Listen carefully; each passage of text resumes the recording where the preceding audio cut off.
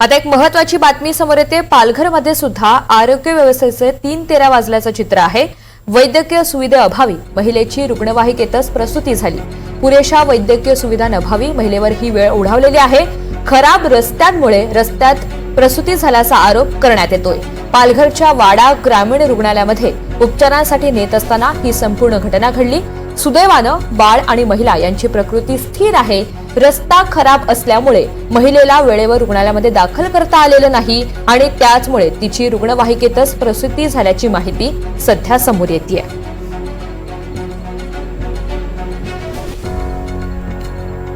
पालघरमध्ये आरोग्य व्यवस्थेचे 3:13 वाजल्याचं चित्र आपल्याला पाहायला मिळतंय। वैद्यकीय सुविधेअभावी एका महिलेची रुग्णवाहिकेतच प्रसूती झालेली आहे।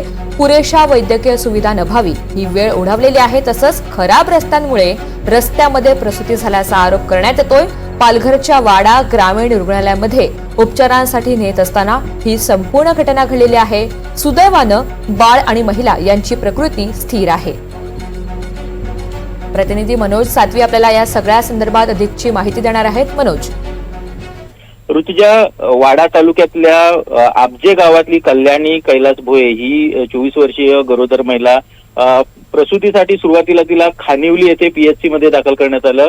मात्र तिची प्रकृती अधिक चिंताजनक असल्यामुळे तिला वाडा ग्रामीण रुग्णालयात दाखल करण्यात आलं। मात्र या ग्रामीण रुग्णालयात देखील पुरेशा सोयी सुविधा उपलब्ध नसल्यामुळे तिला पुढील उपचारासाठी ठाण्याला न्यायला सांगितलं आणि वाडा ते ठाणे जाण्यासाठी हा मार्ग आहे, वाडा भिवंडी मार्ग, हा अतिशय खराब, या रस्त्याची अक्षरशः चालन झालेली आहे आणि या मार्गावरून जात असताना वाटेतच अँब्युलन्स मध्येच या महिलेची प्रसूती झालेली आहे। त्यामुळं नागरिकांनी आणि या महिलेच्या कुटुंबियांनी आरोप केलेला की रस्त्याची अतिशय दयनीय अवस्था आहे आणि त्यामुळं रस्त्यातच या महिलेची प्रसूती झालेली आहे। शिवाय ज्या आरोग्य सुविधा मिळायला हव्या होत्या त्या ग्रामीण रुग्णालय हे वाडा ग्रामीण रुग्णालय आहे, याला उपजिल्हा रुग्णालयाचा दर्जा देण्यात आलेला आहे। मात्र उपजिल्हा रुग्णालयात ज्याप्रमाणे सोयी सुविधा असतात त्या सोयी सुविधा नाहीयेत। पालघर जिल्ह्यामध्ये वाड्याप्रमाणेच जो कासा येथील म्हणजे डहाणू तालुक्यातल्या कासा येथील जे ग्रामीण रुग्णालय त्या रुग्णालयात देखील अशाच प्रकारची अवस्था आहे। केवळ या रुग्णालयांना उपजिल्हा रुग्णालयांचा दर्जा देण्यात आलेला आहे। मात्र ज्या सोयी सुविधा उपलब्ध पाहिजेत त्या सोयी सुविधा उपलब्ध नसल्यामुळं काही दिवसांपूर्वीच डहाणू मधील एका गावातल्या महिलेचा म्हणजे पिंकी डोंगरकर या महिलेचा उपचारासाठी सेलवासा येथे नेत असतानाच दुर्दैवी मृत्यू झाला होता आणि तिच्या बाळाचा पण मृत्यू झाला होता।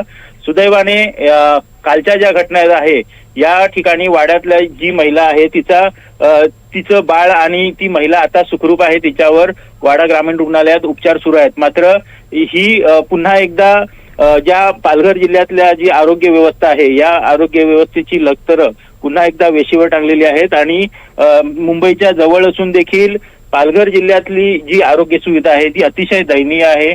सामान्य नागरिकांना उपचारासाठी या ठिकाणी पालघरवरून मुंबई असेल किंवा ठाणे, त्याचप्रमाणे नाशिक किंवा सेलवासा गुजरात या ठिकाणी उपचारासाठी जावं लागतं आणि वर्षानुवर्षे या पालघर जिल्ह्यातल्या आरोग्य व्यवस्थेकडे शासनाचं दुर्लक्ष आहे आणि त्यामुळं नागरिकांचा निश्चित आणि त्यामुळे ज्या पद्धतीने आपण सांगताय अतिशय गंभीर स्वरूपाची ही बाब आहे आणि त्यामुळे प्रशासनानं तातडीनं यामध्ये लक्ष घालून आवश्यक ती उपाययोजना करणं गरजेचं आहे। धन्यवाद सविस्तर माहितीसाठी।